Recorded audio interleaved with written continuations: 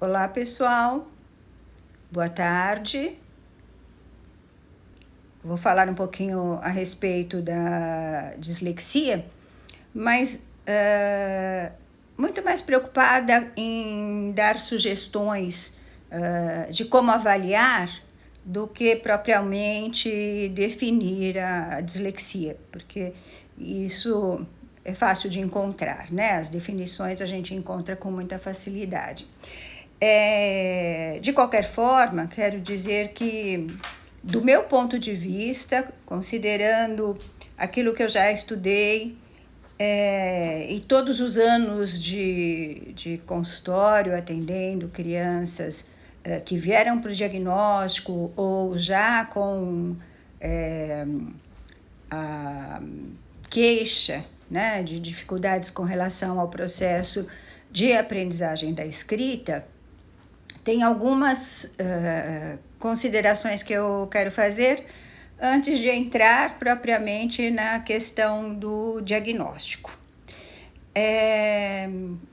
Da minha experiência, né, são anos de consultório, sempre tem alguém na família com um histórico de dificuldades na escrita. Dificuldades no processo de alfabetização, dificuldades, casos inclusive de pessoas que acabaram abandonando os estudos, isto lá atrás, né, há umas 2 décadas atrás, devido às dificuldades de escrita que acabavam por tornar de leitura e de escrita, deixa eu esclarecer melhor.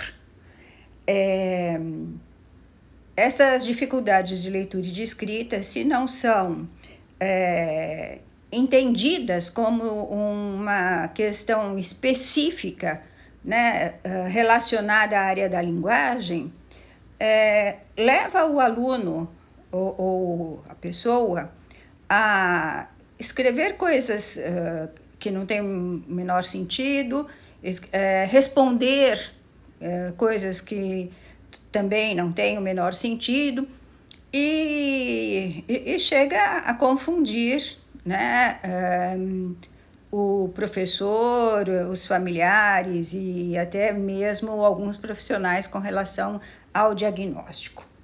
Então, importante.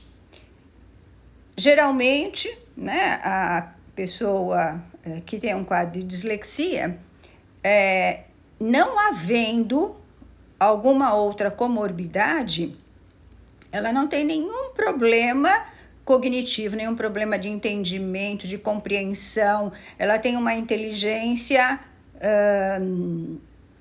até acima da média muitas vezes.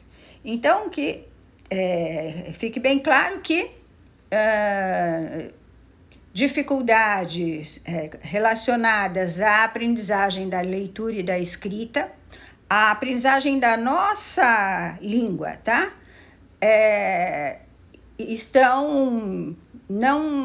Não estão, melhor dizendo, relacionadas à questão de inteligência. Pode haver, e são esses os quadros que acabam dificultando o entendimento de alguns profissionais, inclusive, é que a possibilidade de que haja comorbidade é sempre muito grande. É muito possível que uma pessoa tenha dislexia, que é um problema, então, vamos lá, é um problema genético, não existe ainda a identificação desse marcador genético, ou seja, não tem um exame que fala isso é dislexia, tá? Ainda não existe, não porque não acha o marcador genético, mas porque não temos o desenvolvimento tecnológico suficiente para que a gente possa identificar determinadas sutilezas do funcionamento do nosso cérebro. Mas está diretamente relacionado ao funcionamento do nosso cérebro e, mais especificamente, à área da linguagem. Algo que diz respeito a leitura e a interpretação de símbolos arbitrários não funciona tão bem como funciona para outras pessoas.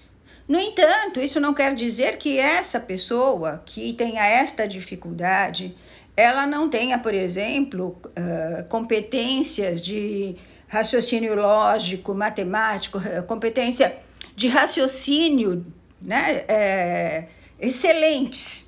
Tanto assim que, a partir do momento em que estas pessoas tiveram a oportunidade de serem avaliadas oralmente, passou-se a fazer justiça, digamos assim, né? Porque muitas vezes, numa avaliação de história, geografia, aquele aluno recebia uma nota ruim, quando ele tinha compreendido, ele detinha o entendimento total do conteúdo, né? Ou daquele objeto de conhecimento. Então, era injusto, sim, é injusto que seja cobrado de alguém que lide, interprete, consiga assimilar esse sistema arbitrário, né? E quando eu digo sistema arbitrário, bom, por que a palavra copo se escreve C-O-P-O e por que aquele objeto chama copo? Quer dizer, tem a cada elemento que é criado, dá-se um nome. E esse nome, ele é arbitrário, né? Pode ter sentido para quem batizou, mas chama copo, podia chamar outra coisa. E chama copo, porque chama copo, e porque o valor sonoro da palavra é esse, nós utilizamos as letras C-O-P-O.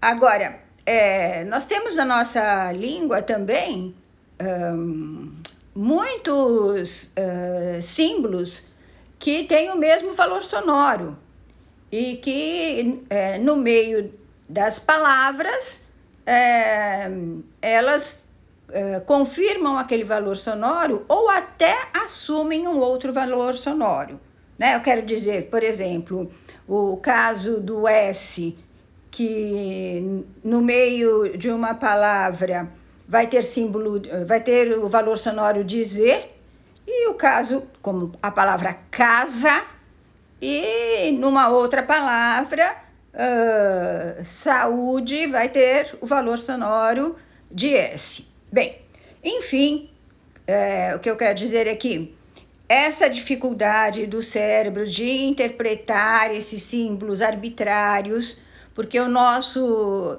sistema alfabético, ele é composto de símbolos arbitrários, bem como a realidade é nomeada de forma que faz sentido para quem nomeou, né? Se eu invento alguma coisa, eu ponho o nome que eu quiser no meu invento. E a partir daí, aquilo passará a ter aquele nome, certo? Agora, por que aquele nome? Bom, eu que sou a mãe do invento é que escolhi. E assim é com tudo que existe na realidade. Tudo que existe na realidade é nomeado da forma que nomeamos, porque em algum momento alguém colocou, batizou com aquele nome. Não existe uma relação direta, uma relação que seja lógica entre o nome do objeto e o objeto, tá? Então, no caso da dislexia, esses símbolos, que são símbolos que não representam propriamente o objeto, eles não são símbolos imagéticos. Uma coisa é o desenho do copo. Eu desenho um copo, mostro para alguém, a pessoa identifica que ali, se eu desenho relativamente bem, né? Que a pessoa identifica que ali tem um copo. Porém, se eu escrevo a palavra copo, não tem por que razão, não tem uma similaridade, não tem um ponto, né, que imediatamente leve essa imagem do copo, o valor sonoro da palavra copo, às letras que compõem a palavra copo, ok? Então, um fato que é bastante relevante é que em todo esse tempo de consultório, eu sempre encontrei antecedentes familiares que comprovam, né, que essa condição, esse funcionamento cerebral, ele se deve a algum fator que tem a ver com a história dos ancestrais, tá? Cada vez é mais óbvio para mim que o nosso cérebro foi se aperfeiçoando e foi se desenvolvendo e foi se tornando competente de acordo com as necessidades que o ambiente impõe. Então, se o ambiente exige de mim que eu lide com esses símbolos arbitrários, eu fatalmente, né, isso será exigido do meu cérebro e ele vai se habilitando. Agora, vamos pensar em uma situação como alguém que tenha uma origem em que seus ancestrais, ao invés de terem nascidos ou vivido num sistema onde a linguagem fosse alfabética, o sistema de linguagem fosse ideográfico. Então, se o sistema é ideográfico, existe uma relação entre o símbolo e aquilo que ele representa. Ele já carrega em si, né, uma ideia que facilita essa conexão. E isso, então, fica mais fácil para quem viveu e tem um histórico familiar de ancestrais, cuja escrita é uma escrita ideográfica. E aí, quando chega, né, a escrita alfabética, que é essa escrita com símbolos arbitrários, pode ser que esse cérebro não tenha ainda adquirido esse cérebro dessa família, né, de todos esses descendentes, não tenha ainda se familiarizado tão bem com as letras, que, como eu disse, são símbolos arbitrários e não símbolos ideográficos. Símbolos ideográficos são aqueles que eles representam o objeto propriamente, né? Então, se eu vou escrever árvore em japonês, o símbolo para escrever a palavra árvore é muito parecido com uma árvore, claro, evidentemente estilizado, modificado ao longo dos anos, mas ele tem algo, né, que relaciona o formato dele com o formato de uma árvore.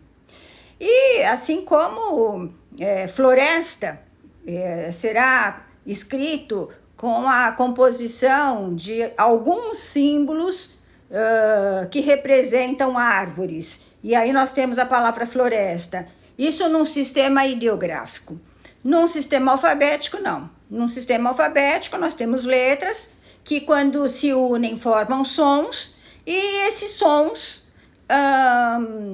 são compostos de maneira que eu batizo os objetos, né? Ou os objetos são batizados por aquele que criou o objeto, enfim, encontrou o objeto, e esse nome dado faz sentido para quem deu o nome, mas para quem só tem acesso ao resultado aí da escolha do nome, não tem uma relação direta, ok?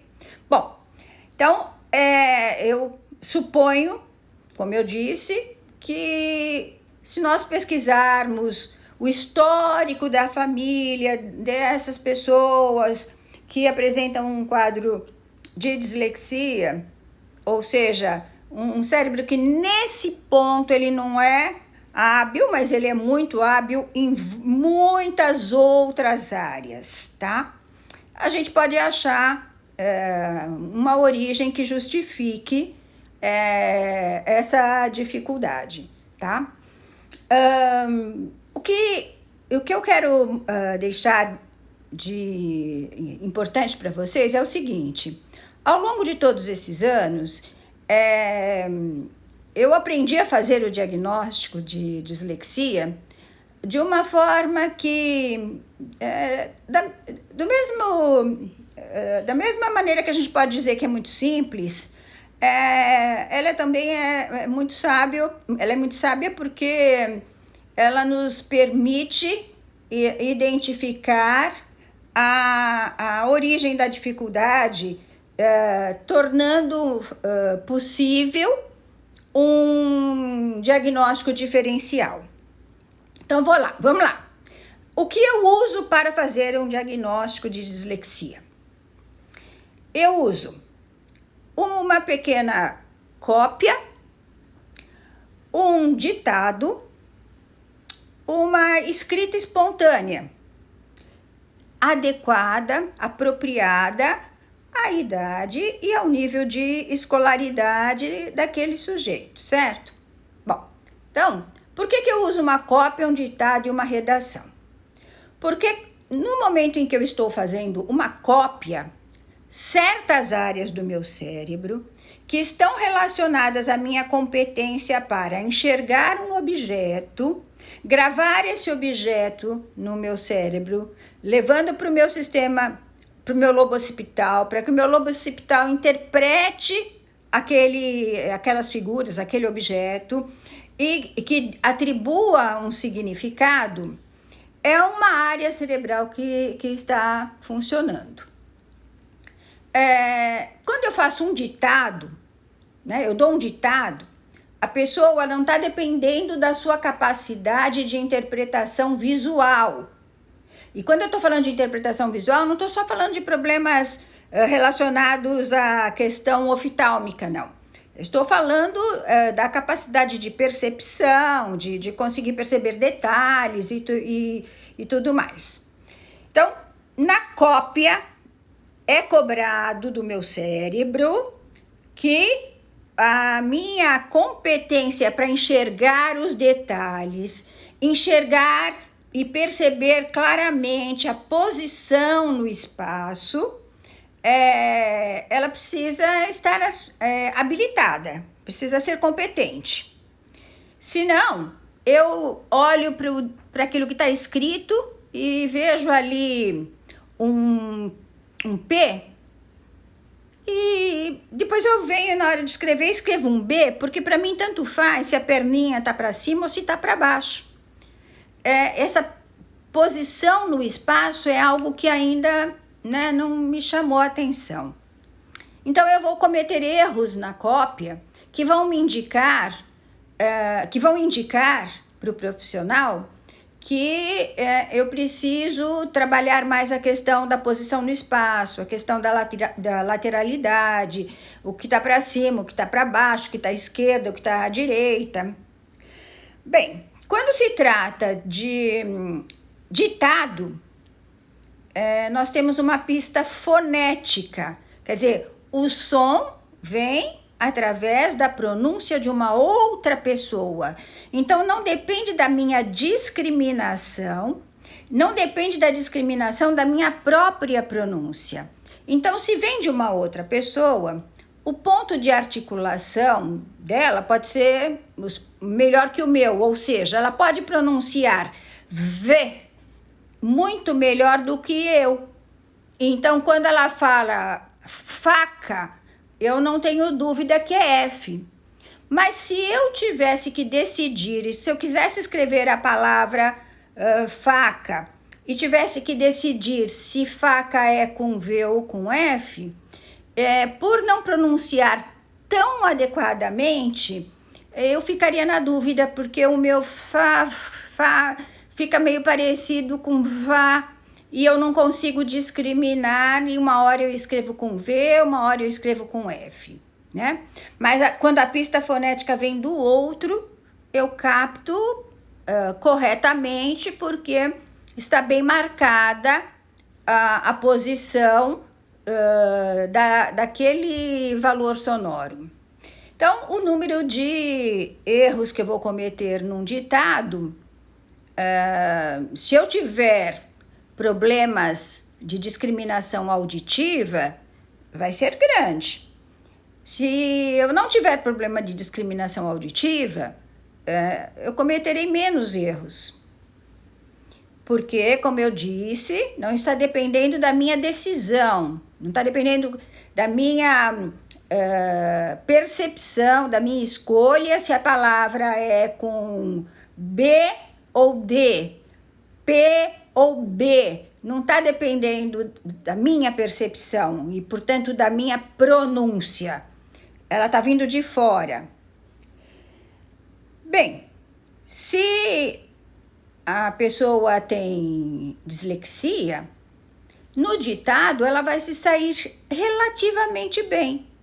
Não são muitos os erros que ela vai cometer, porque não depende dela fazer a interpretação desse símbolo. Esse símbolo, ele vem dito, né? Esse som entra para ela e vai ser interpretado pelas áreas cerebrais competentes com uma exatidão melhor do que se dependesse da própria pronúncia dela para decidir que letra que ela deve utilizar, né? Já na escrita espontânea, a gente pode chamar de redação, o que a gente pede para a criança escrever uma pequena historinha, escrever o que ela quiser, aí sim nós vamos ver o que depende dela, o que depende da capacidade que o cérebro dela tem de utilizar, de eleger as letras apropriadas para escrever uma determinada palavra. Então, veja bem, característica, né, marcantes no caso de dislexia. A cópia não é boa, porque essa cópia depende dessa boa percepção da posição no espaço, dessa boa percepção da lateralidade, coisas que são relativamente prejudicadas nos quadros de dislexia. Então, a cópia não tem a qualidade que tem o ditado. Então, diferente do que a gente costuma ver quando um problema é relacionado à alfabetização, por exemplo, no ditado a pessoa erra muito mais do que na cópia.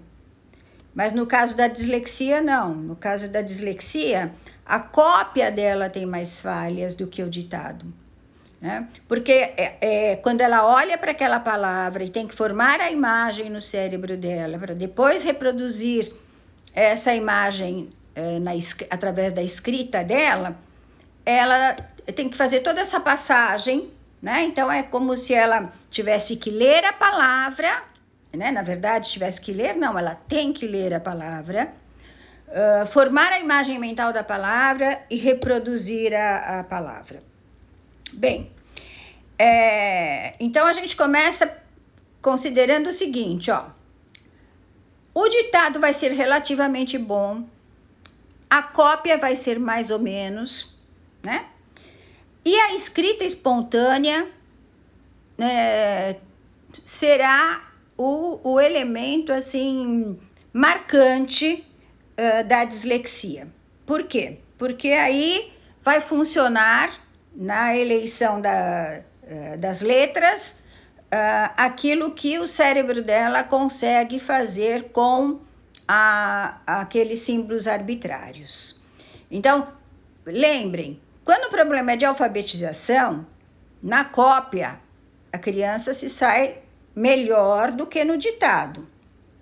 E eu estou dizendo, na dislexia, a criança, na cópia, se sai muito pior do que no ditado. E na escrita espontânea? Na escrita espontânea, nós temos uma característica que é a chave de tudo. Ela vai escrever a mesma palavra inúmeras vezes, de forma diferente, utilizando símbolos que não têm absolutamente nada a ver com o valor sonoro. Então, ela escreve a mesma palavra numa linha, depois na outra linha, na outra linha, na outra linha. E em cada uma das linhas, a gente vai perceber que ela vai modificando as letras que ela utiliza. E isto é um fator muito importante. Ou seja, quando se trata de dislexia, não existe, a pessoa não consegue, ela não tem uma hipótese na qual se apegar para decidir quais letras compõem uma determinada palavra, ou quais letras quando integradas, formam um determinado som. Então, as trocas que ela faz não são trocas nem sonoras e nem visuais. São trocas arbitrárias. Ela usa uma letra que não tem nada a ver, né, com a letra que deveria ser utilizada naquela palavra, nem do ponto de vista da proximidade visual, nem do ponto de vista da proximidade sonora. É totalmente arbitrário. Por isso que a gente não consegue, muitas vezes, decifrar a escrita de alguém com dislexia. Claro que para eu falar que alguém tem dislexia, eu tenho que assegurar que a forma como foi ensinada, que o acesso que ela teve ao processo de alfabetização foi bom o suficiente para que ela tivesse obtido uma competência maior nessa relação com o mundo das letras, né? Também existem outros aspectos que eu vou mencionar daqui a pouco, que podem ser observados de forma mais precoce e preventiva. Bom, voltando então, eu falei cópia, ditado, redação. E a leitura? Sim, a leitura. A leitura, né, de um trecho, ela é muito importante. Um trecho, um pequeno parágrafo que tenha relação com o que seria esperado para a idade dela e o grau de escolaridade, e sempre um pouco abaixo disso, né? Para que a gente já não coloque aquela pessoa, aquela criança, numa situação de total desconforto. Coisas que nós observamos na escrita espontânea, quanto mais velha é a criança. Se ela já tiver essa noção da dificuldade dela, quando for pedido a ela que ela escreva alguma coisa, ela vai utilizar palavras que ela já conseguiu memorizar, palavras que ela memorizou, e vai repetir aquelas palavras. Então, ela vai escrever a mesma frase, a mesma historinha, inúmeras vezes, porque são o número de palavras que ela conseguiu memorizar, são frases que ela conseguiu memorizar, e que vão funcionar como uma estratégia para ela no momento em que ela é solicitada a mostrar o que ela sabe escrever. A gente vai criando estratégias por mecanismos de defesa, instinto de proteção. Então, que a criança escreva ali algumas palavras corretamente, porque são as palavras que ela fatalmente acabou por memorizar, é esperado.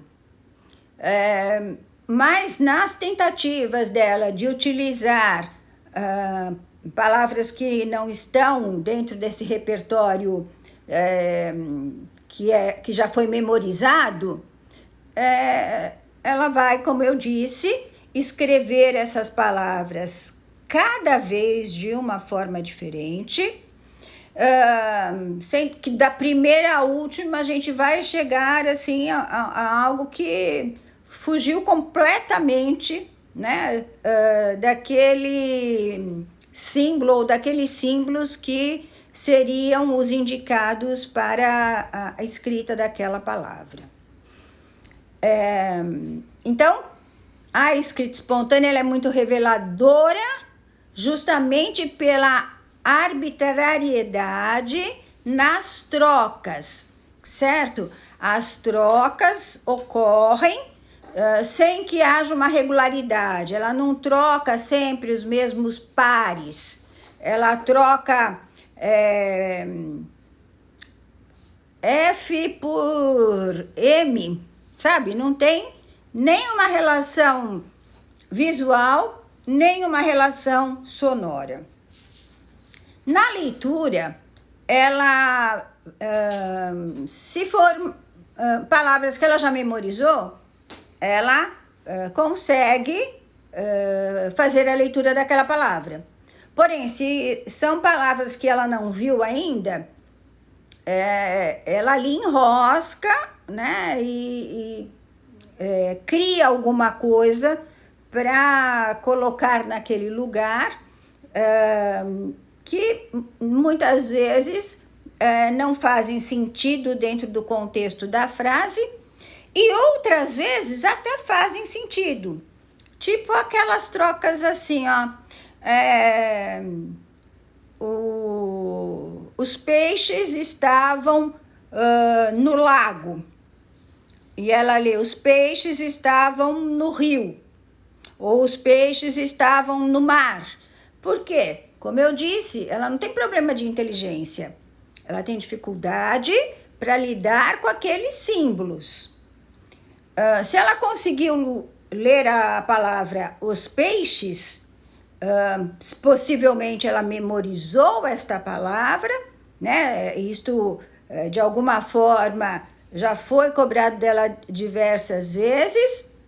E a outra palavra que vem a seguir, que não está memorizada, ela vai completar com uma palavra que faz sentido, que tem lógica, né?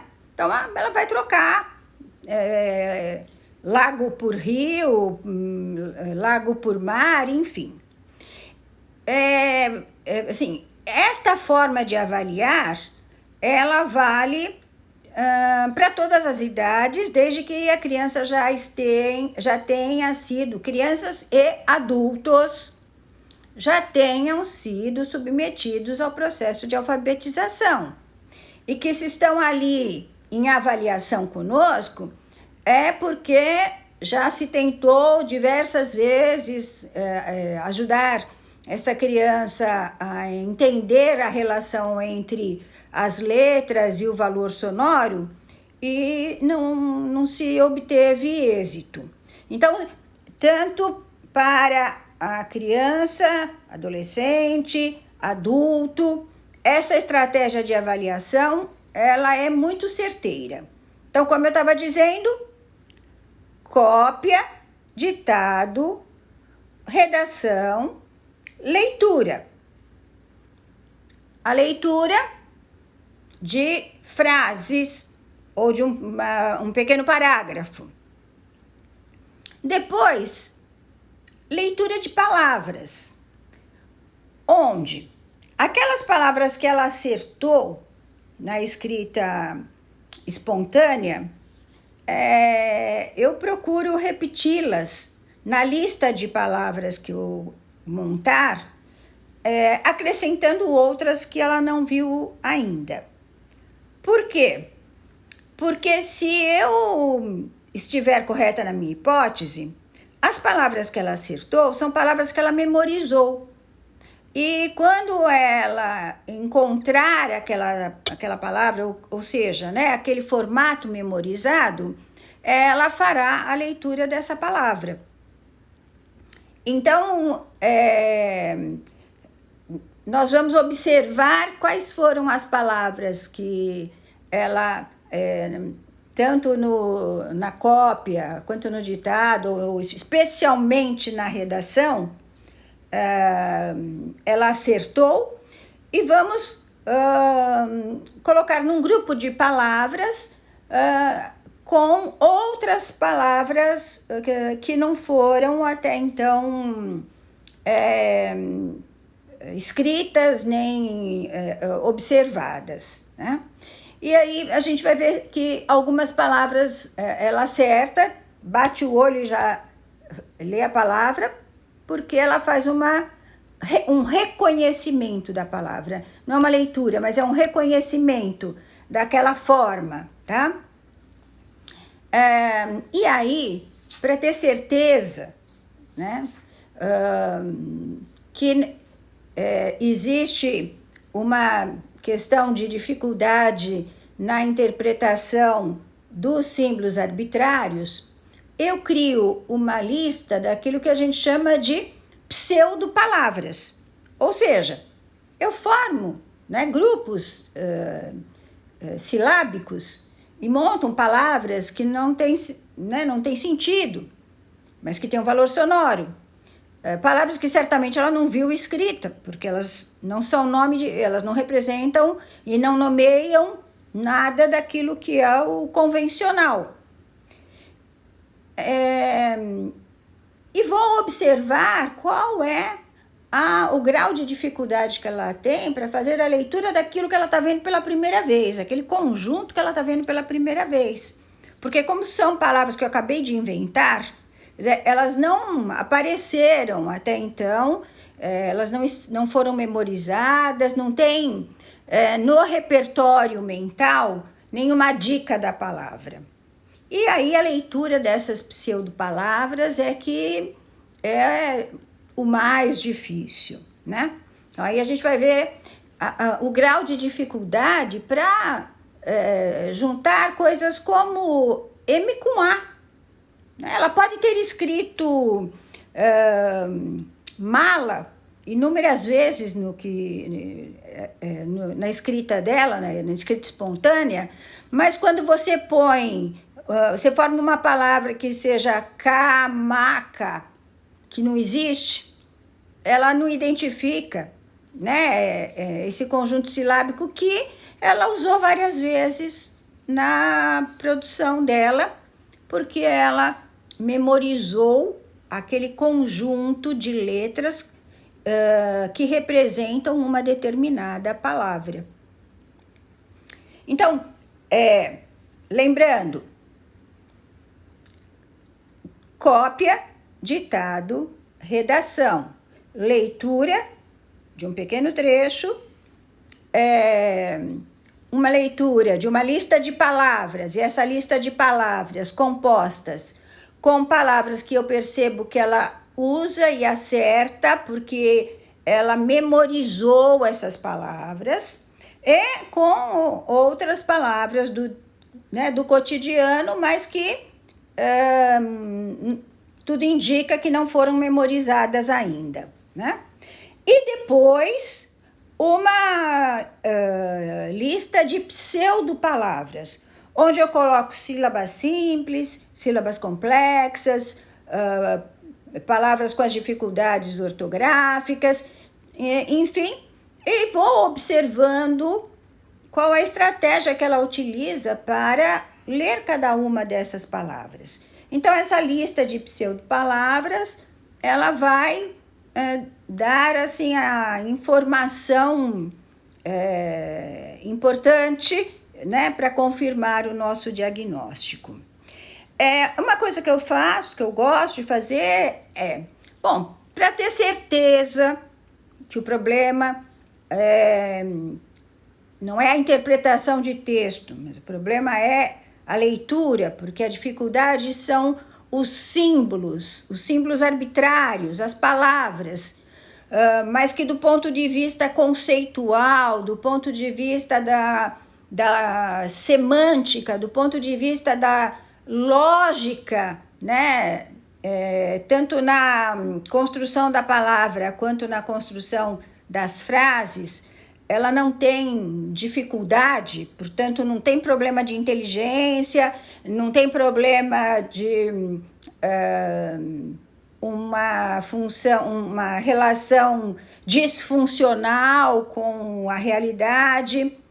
Eu leio para ela uma pequena historinha e depois faço perguntas para ela a respeito dessa historinha. Uma historinha simples e curtinha, mas que seja escrita de uma maneira inteligente o suficiente para que eu me refira ao sujeito da história, por exemplo, inúmeras vezes de forma diferente, né? O que vai me garantir que ela realmente entendeu a historinha. Então, tem uma historinha do PROLEC, um teste de avaliação da linguagem, curtinha, simples, mas que eu gosto muito dessa historinha, porque eu acho ela muito inteligente, porque ela fala a respeito de um cãozinho, né? Um cãozinho que aprendeu a andar de bicicleta. Então, na primeira frase, ele diz que o cãozinho, chamado Tico, aprendeu a andar de bicicleta em 6 meses. Que o Tico é um dálmata. E esse dálmata tem 3 anos. E esse cãozinho foi até atração na televisão, pelo fato dele saber andar de bicicleta, né? E aí termina a história dizendo... e o cãozinho ciclista, enfim, conta lá alguma coisa do cãozinho ciclista. Então, a mesma, né, o mesmo personagem é tratado na primeira frase pelo substantivo cãozinho, depois nomeado como Tico, depois é referido como Tico, o dálmata, depois o dálmata ciclista, enfim, quando a gente pergunta para a pessoa, né, bom, quem era o Tico? O Tico era um cãozinho. E o dálmata ciclista? O dálmata ciclista é o Tico, né? Em quanto tempo o cãozinho aprendeu a andar de bicicleta? Ele aprendeu a andar de bicicleta em 6 meses. E qual era a idade do dálmata? Quer dizer, isto mostra, né, que, especialmente quando se trata de uma criança, que ela teve uma compreensão perfeita da historinha, né? Ela sabe que todo aquela nomeação se refere ao mesmo protagonista da historinha. E assim como essa, tem outras, tá? Mas que me mostram a capacidade de interpretar. Então, como falta 5 minutos, quero só frisar que Opa, me disseram que são 15 minutos, melhor ainda. Quero frisar que para todas as idades, a partir do momento em que aquele sujeito foi submetido já ao processo de alfabetização, tá? Nós vamos usar cópia, ditado, redação, leitura, leitura de palavras e leitura de pseudopalavras, ok? Vamos ter em mente que a cópia terá um resultado, né? Na cópia nós vamos observar um resultado muito mais prejudicado do que no ditado. Então, a cópia vai ser mais difícil do que o ditado. Aquele que tem dislexia, no ditado, faz a sua melhor produção, tá? Na escrita espontânea, quando a gente pede para escrever alguma historinha, ele vai ou usar frases que ele já conhece, palavras que ele já conhece, né? Mas ele vai acabar revelando ali na tentativa de integrar essas palavras e essas frases a dificuldade de produzir, de se relacionar com esses símbolos arbitrários que são os símbolos da nossa linguagem. Nós vamos também constatar que existe sim, e aí respondo a questão da avaliação mais precoce, tá? Existe uma dificuldade que pode ser observada já antes da alfabetização, com relação à posição no espaço, com relação à lateralidade, com relação à percepção da localização dos objetos. Mas veja bem, eu já estou me referindo a questões que não estão diretamente relacionadas a um raciocínio lógico. Então, numa criança de pré-escola, no momento de montar um determinado jogo que não consista em algo que tem uma vida própria, uma relação com a realidade, se a peça está em cima ou está embaixo, ela não percebe a diferença, não. Então, essa questão da posição no espaço, a gente já percebe lá com 3 aninhos, 4 aninhos, 5 aninhos, tá? Se está do lado direito, se está do lado esquerdo, se está para frente, se está para trás, essa questão da posição no espaço dos símbolos ou dos objetos que não tem uma obrigatoriedade de estar naquela posição. Ou seja, eu ponho a casinha e o sol do lado esquerdo da casinha. Dou a mesma casinha e a criança vai colocar a casinha e vai colocar o sol em uma outra posição, certo? Essa dificuldade de perceber a posição dessas coisas que não fazem um sentido, tá? A gente já percebe isso já na etapa aí da educação infantil. Montagem de quebra-cabeça, montagem de jogos que dependam de você saber o que fica em cima, o que fica embaixo. A gente já nota essa dificuldade nessa criança, e dificuldade essa que vai ser confirmada no momento em que ela tem que lidar com os símbolos do nosso alfabeto, que, diga-se de passagem, são bem complexos, né? Olha, uma coisa que eu quero dizer também é o seguinte,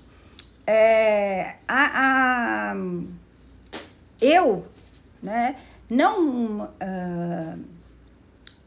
vejo como muito positivo a alfabetização, o contato da criança com a letra, primeiro em bastão, 1 ano, 2, e depois a inserção dessa letra na forma cursiva. Porque já passou o tempo, sabe? Já passou aquela idade em que ela estava mais apta a construir esses símbolos na sua mente. Então, eu penso, né, que o fato de ficarmos um longo tempo ensinando, alfabetizando com letra em bastão e depois entrarmos com a letra cursiva, a gente acabou perdendo um momento lá de trás, onde o cérebro estava bem propício para relacionar os formatos daquela mesma letra e compreender a letra no conjunto, né? O I maiúsculo, o I minúsculo, o I em bastão, o I em caixa baixa. Então, eu penso que o ideal é mostrar as letras no conjunto, né? Ó, esse conjuntinho aqui é o conjuntinho da letra I. Pode ser escrito assim quando é escrito no computador, pode ser escrito assim quando a gente escreve à mão, pode ser escrito esse outro formato, porque aí ela assimila aquele som como relativo a um bloco de letras e não a uma única letra, que para ela depois vai implicar numa dificuldade a mais, entender que aquilo que ela ficou 2 anos, né, entendendo que era a letra A, desse jeito assim, de repente é redondinha assim, sabe? Eu não vejo isso como positivo, principalmente considerando as etapas e a forma como nós ativamos os nossos neurônios para habilitá-los a uma determinada tarefa. Então, se eu quero habilitar o neurônio para a tarefa da leitura e da escrita, eu já começo mostrando os blocos de letras que são as formas da letra A, as formas da letra B, as formas da letra C. Não deixo para apresentar isso só lá na frente, porque é quase como se fosse um outro processo de construção que dificulta demais a vida da criança. Então, foi uma tentativa, a gente vai aprendendo, a ciência é assim, a gente vai tentando encontrar caminhos, né? Mas eu posso dizer para vocês que se nós considerarmos o funcionamento do cérebro, nós vamos ver que não é nada produtivo apresentarmos uma letra com um único formato por um período longo e depois apresentarmos a mesma letra com outro formato, depois com outro formato. Isso não é produtivo. Se nós apresentarmos em bloco, ela aprende que aquele bloco é o bloco da letra I, que aquele bloco é o bloco da letra A, né? Então, tem 4 maneiras de escrever a letra A, 4 maneiras de escrever a letra B, tá? Bem, este é o meu ponto de vista. Essas conclusões são conclusões de muitos anos de experiência, de muitos anos trabalhando, não só diagnosticando, mas também trabalhando a leitura e a escrita de adultos, de crianças, com um quadro de dislexia. E um quadro de dislexia, muitas vezes com quadro de dislexia em comorbidade com déficit de atenção, ou em comorbidade com outras alterações do neurodesenvolvimento, ou até em comorbidade com fatores emocionais. E na minha experiência, ao longo de todos esses anos, esse caminho para diagnosticar foi um bom caminho. E para finalizar, quero dizer que como tratamento, como trabalho, né, para habilitar aquela pessoa a dominar um número de palavras suficiente para que ela possa fazer uma leitura daquilo que é importante, essencial para que ela tenha autonomia na vida, o processo precisa ser integrado, silábico e global ao mesmo tempo. Eu apresento a formação da sílaba e, ao mesmo tempo, já formo uma palavra.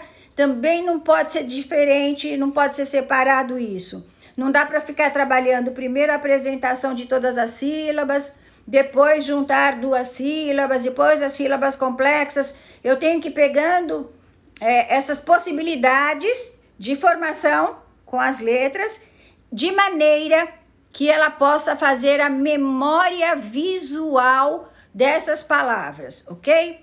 Então, o meu método de trabalho é esse. Trabalho muito com a memória visual, para que ele possa dispor, né, de um repertório relativamente grande de palavras para ler e escrever.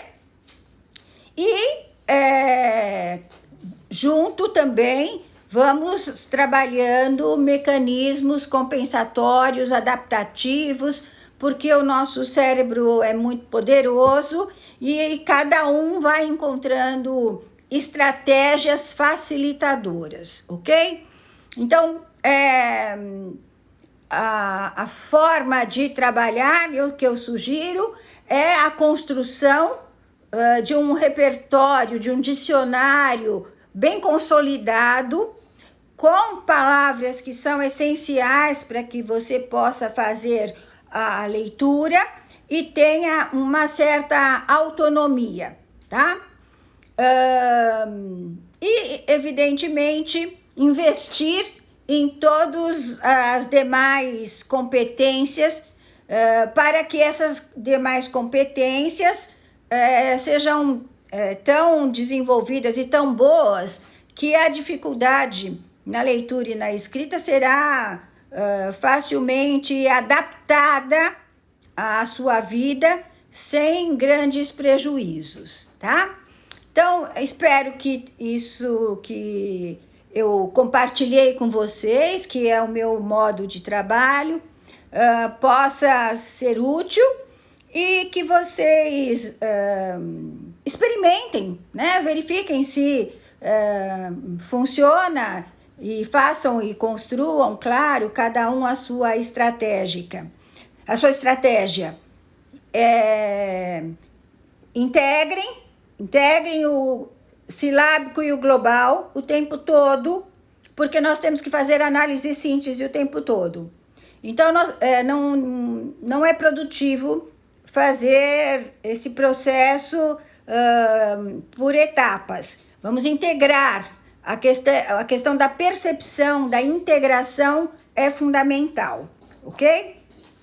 Então, uma boa tarde para vocês, um ótimo final de semana, que vocês tenham tido a oportunidade de compartilhar aí comigo essas sugestões e que coloquem essas sugestões em teste, veja se funciona, né? Porque cada um vai criando a sua estratégia também, ok? Eu tenho um curso chamado Transtorno de Aprendizagem, que é um curso que já foi oferecido uma vez e ele é hoje um curso atualizado, renovado, com conteúdos das neurociências. E nesse curso eu falo sobre dislexia, descalculia, desortografia e outras coisas mais, ok? Então, um grande abraço para todos e depois me escrevam, contando se fizeram a experiência, se deu certo, se descobriram alguma coisa nova para compartilhar comigo, porque eu estou sempre aberta a aprender e sempre aberta a trocar com todos vocês. Muito obrigada.